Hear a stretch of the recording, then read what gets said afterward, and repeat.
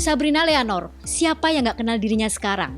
Namanya seketika melambung usai jadi juara Indonesian Idol 2025. Sabrina memang punya segalanya untuk jadi juara. Suara yang mahal dan merdu dan ekspresi panggung yang kuat, dan Sabrina selalu jadi ratu panggung sepanjang gelaran Indonesian Idol 2025. Kini Sabrina bakal melangkah ke panggung yang lebih menantang. Panggung itu bernama industri musik. Di sana Sabrina akan merasakan kerasnya persaingan.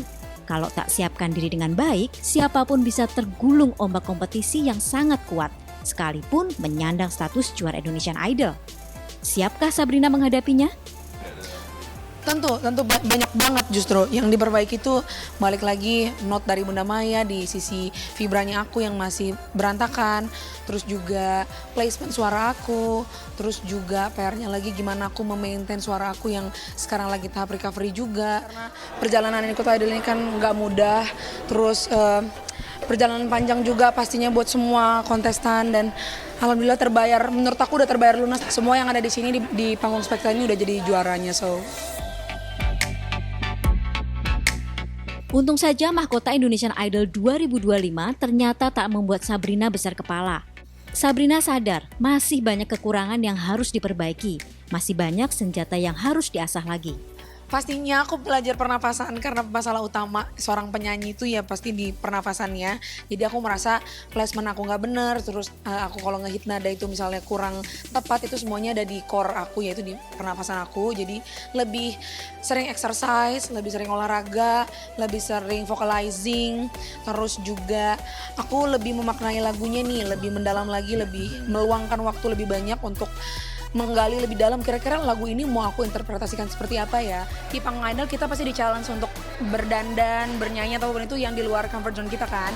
Nah today I'm so glad karena di perform di top 4 ini aku dibolehin pakai dress yang hitam. Terus outfitnya seperti biasa, kalau Sabrina harus ada belah kaki dan belah ini lengan. Jadi memang secara personality ini look yang mendeskripsikan Sabrina banget.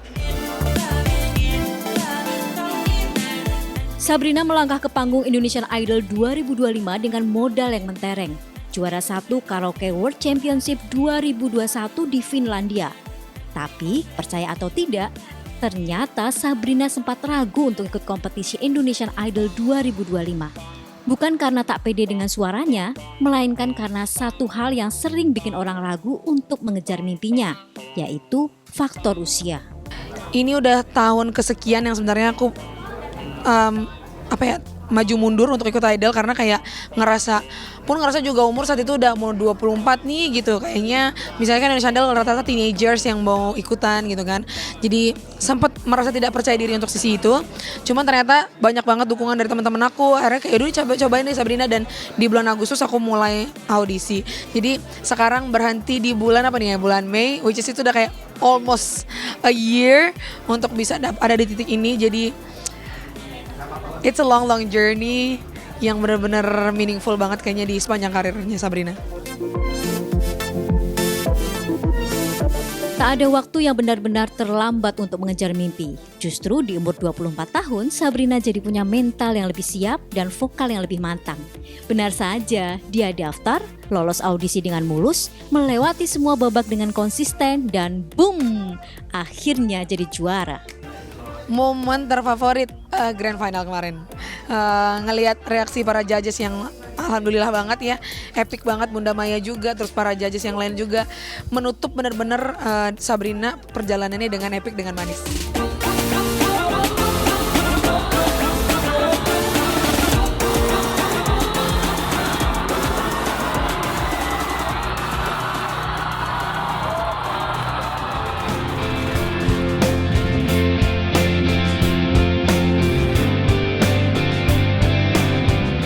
Sekarang Sabrina melangkah ke industri musik dengan modal yang tak main-main.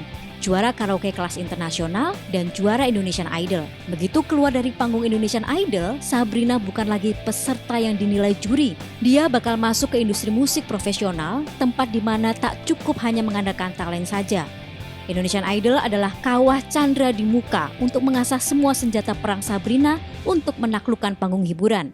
Kalau dari Indonesian Idol sendiri sebenarnya aku menyadari satu hal, kalau ternyata banyak banget yang Sabrina belum ketahui. Untuk menjadi seorang entertainer itu bukan cuma punya suara bagus aja, tapi di Indonesian Idol ini akhirnya kita belajar untuk gimana nge-present diri kita, nge-branding diri kita, belajar juga how to speak ketika bertemu sama orang, public speaking ketika di atas panggung. Jadi di Indonesian Idol menurut aku bukan cuma mencetak penyanyi baru, tapi juga mencetak entertainer baru. Dan kita belajar banyak banget di sini. Dari panggung Indonesian Idol, Sabrina pasti belajar banyak hal. Musuh terbesar Sabrina bukanlah Fajar atau kontestan yang lainnya, tetapi dirinya sendiri.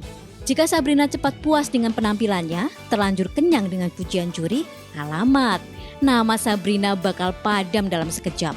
Sisi kekeluargaan itu jauh lebih kental daripada sisi kompetisinya.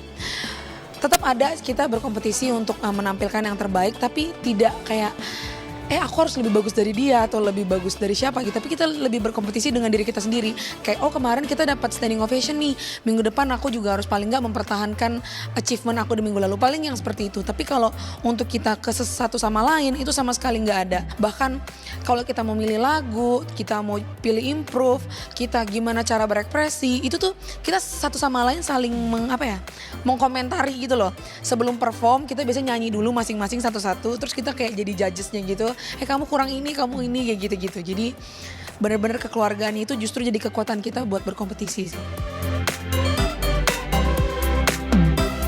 Sabrina bisa gagal total jika nggak siap masuk industri musik.